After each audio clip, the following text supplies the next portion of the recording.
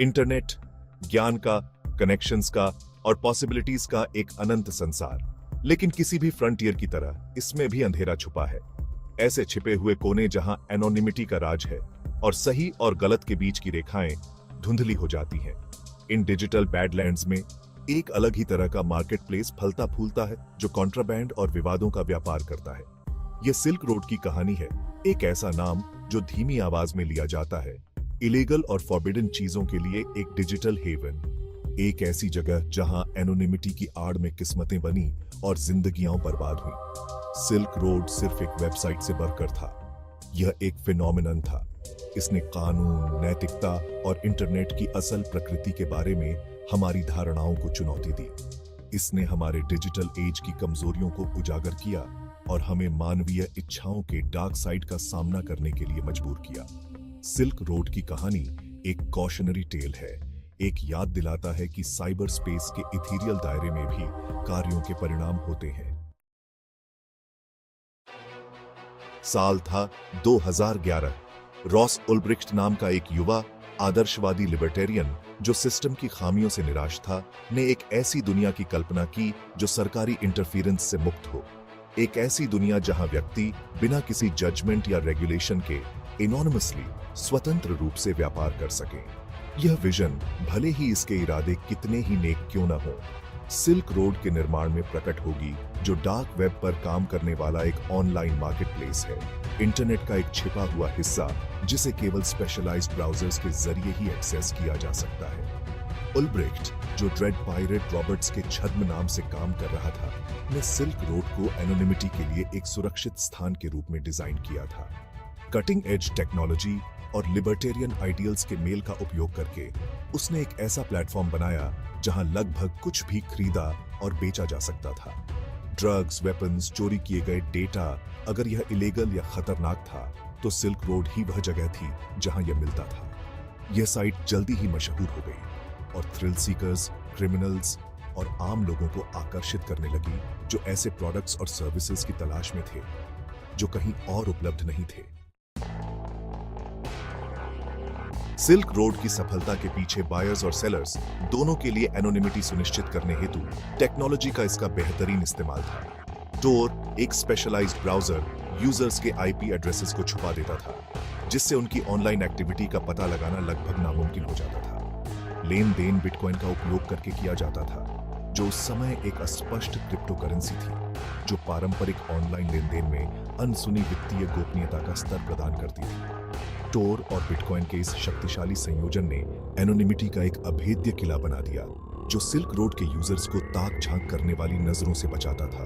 कानून प्रवर्तन एजेंसियों को प्लेटफॉर्म के बचाव में सेंध लगाने के लिए काफी मशक्कत करनी पड़ी, जो सोफिस्टिकेटेड टेक्नोलॉजी और रोजाना होने वाले लेन देन की भारी संख्या से रूबरू थी। कुछ समय के लिए सिल्क रोड अछूत लग रहा था, एक डिजिटल वाइल्ड वेस्ट जहां कुछ भी चलता था।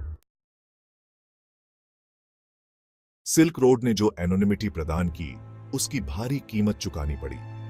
कानून प्रवर्तन की जांच और पारंपरिक नैतिकता की बाधाओं से मुक्त यह प्लेटफॉर्म आपराधिक गतिविधियों के लिए एक ब्रीडिंग ग्राउंड बन गया।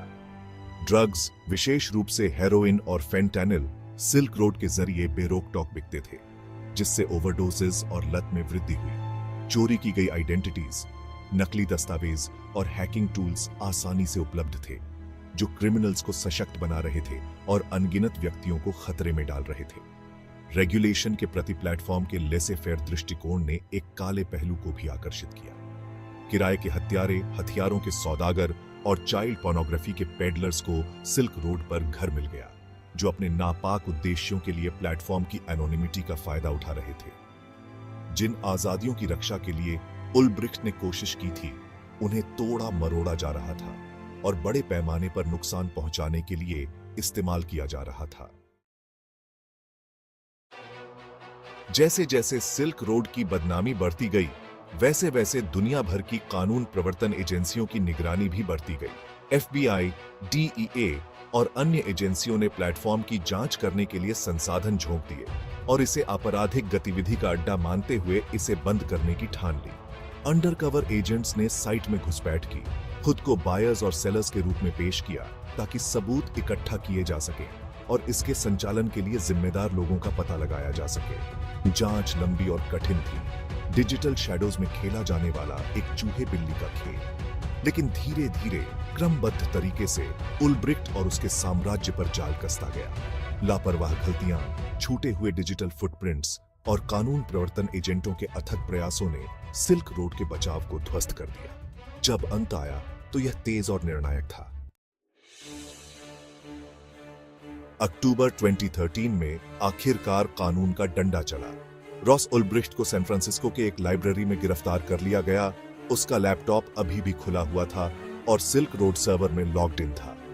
इस गिरफ्तारी से पूरे डार्क वेब में हलचल मच गई और उस एनोनिमिटी के भ्रम को चकनाचूर कर दिया जिसने प्लेटफॉर्म को व्याप्त कर रखा था। डिजिटल किले को भेद दिया गया था और इसके मास्टरमाइंड को पकड़ लिया गया था। उल्ब्रिक्ट का मुकदमा मीडिया में सनसनी बन गया, जिसने डिजिटल साजिश, लिबर्टेरियन आइडियल्स के गलत रास्ते पर चले जाने और कानून के बाहर काम करने के परिणामों की अपनी कहानी से दुनिया को मोहित कर लिया। अभियोजन पक्ष ने सबूतों का पहाड़ खड़ा कर दिया, जिसमें उल्ब्रिक्ट को एक क्रूर सरगना के रूप में चित्रित किया गया था, जो दूसरों की पीड़ा से फायदा उठाता था। बचाव पक्ष ने तर्क दिया कि उल्ब्रिक्ट एक भोला भाला आदर्शवादी था, जो अपनी ही विचारधारा से अंधा था और अपने प्लेटफॉर्म पर होने वाली आपराधिक गतिविधि की वास्तविक सीमा से अनजान था। जूरी ने अंततः अभियोजन पक्ष का साथ दिया। सिल्क रोड के बंद होने से डार्क वेब और उसके बाहर हलचल मच गई। इसने एक कड़ी याद दिला दी कि कानून का लंबा हाथ इंटरनेट के सबसे अंधेरे कोनों तक भी पहुंच सकता है। इस मामले ने ऑनलाइन प्राइवेसी, सरकारी निगरानी और आपराधिक गतिविधि को सुविधाजनक बनाने में टेक्नोलॉजी की भूमिका के बारे में भी तीखी बहस छेड़ दी। सिल्क रोड को बंद करने से ऑनलाइन इलीगल सामानों और सर्विसेज की मांग पर कोई खास असर नहीं पड़ा। नए डार्क वेब मार्केट प्लेसेस, जो अक्सर सिल्क रोड की तरह ही थे, इस कमी को पूरा करने के लिए उभरे, जो ऑनलाइन आपराधिक दुनिया की क्षमता और अनुकूलनशीलता को दर्शाते हैं। कानून प्रवर्तन और कानून के बाहर काम करने के इच्छुक लोगों के बीच चूहे बिल्ली का खेल जारी रहा, जो लगातार विकसित हो रहे डिजिटल परिदृश्य द्वारा पेश की जाने वाली चुनौतियों की याद दिलाता है। सिल्क रोड की विरासत जटिल और बहुआयामी है। इसने हमारे डिजिटल एज की कमजोरियों को उजागर किया और ऑनलाइन आजादी को कानून और व्यवस्था की जरूरत के साथ संतुलित करने की चुनौतियों पर प्रकाश डाला।